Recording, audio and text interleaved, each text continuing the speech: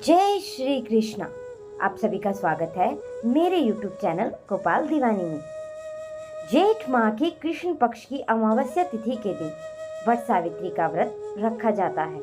मान्यताओं के अनुसार वट सावित्री के दिन सुहागिनें महिलाएं वट यानी बरगद के पेड़ की पूजा करती है। ऐसा कहा जाता है कि इस पेड़ में भगवान विष्णु, ब्रह्मा जी और शिव जी का वास है। इस दिन बरगद के पेड़ की पूजा करने से पति और परिवार को सौभाग्य का आशीर्वाद मिलता है और पति की अकाल मृत्यु का खतरा भी टल जाता है।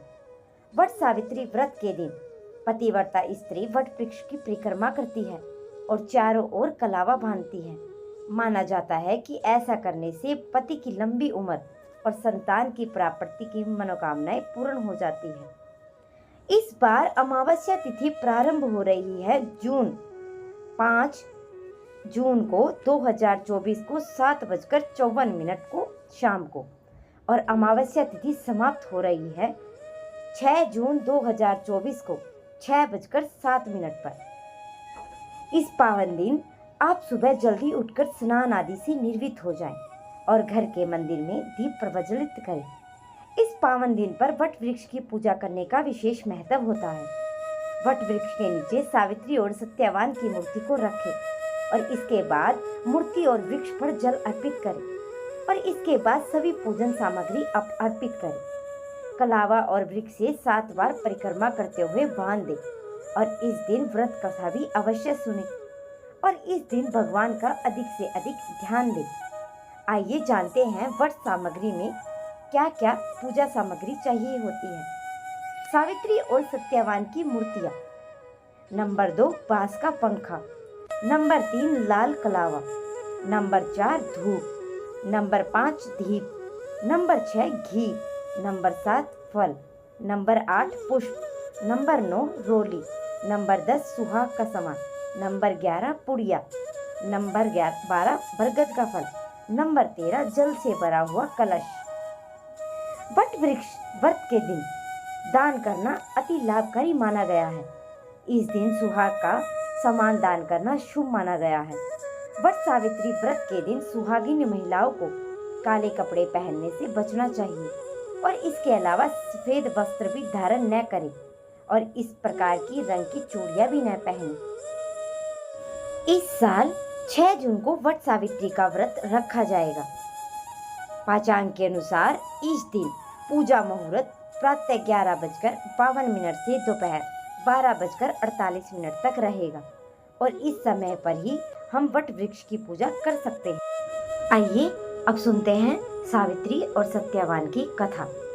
आइए कथा आरंभ करते हैं। राजश्री अशोकपति की एकमात्र संतान थी सावित्री।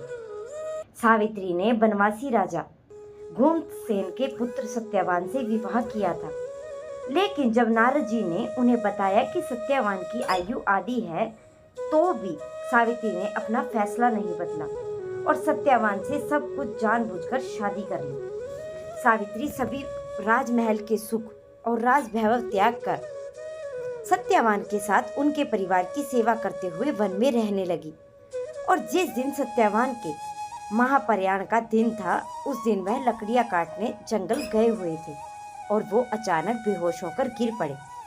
उसी समय यमराज सत्यवान के प्राण लेने आए। 3 दिन से उपवास कर रही सावित्री को पता था कि क्या होने वाला है, इसलिए बिना विकल हुए उन्होंने यमराज से सत्यवान के प्राण न लेने की प्रार्थना की, लेकिन यमराज नहीं माने। तब सावित्री उनके पीछे पीछे ही जाने लगी और कई बार मना करने पर भी वह नहीं मानी। तो सावित्री के साहस और त्याग से यमराज इतने प्रसन्न हुए और बोले कि कोई 3 वरदान मांग सकती हो। सावित्री ने सत्यवान के दृष्टिहीन माता पिता के नेत्रों के लिए ज्योति मांगी और उनका छीना हुआ राज्य मांगा और अपने लिए 100 पुत्रों का वरदान मांगा और तथास्तु कहने के बाद यमराज समझ गए कि सावित्री के पति को साथ ले जाना अब संभव नहीं है, इसलिए उन्होंने सावित्री को अखंड सौभाग्य का आशीर्वाद दिया और सत्यवान को छोड़कर वहां से अंतर्ध्यान हो गए। और उस समय सावित्री अपने पति को लेकर वट वृक्ष के नीचे ही बैठ हुई थी। इसीलिए इस दिन महिलाएं अपने परिवार और जीवन साथी की दीर्घायु की कामना करते हुए वट वृक्ष को भोग अर्पण करती है और उस पर धागा लपेटकर पूजा करती है। तो ये थी वट सावित्री के बारे में कुछ जानकारियाँ और वट सावित्री व्रत कथा। आशा करती हूँ कि आप सभी को कथा पसंद आई होगी। अगर आप सभी को वीडियो पसंद आई हो तो मेरे चैनल को सब्सक्राइब करें, वीडियो को लाइक करें और कमेंट करना ना भूलें और आपके पति की आयु लंबी रहे।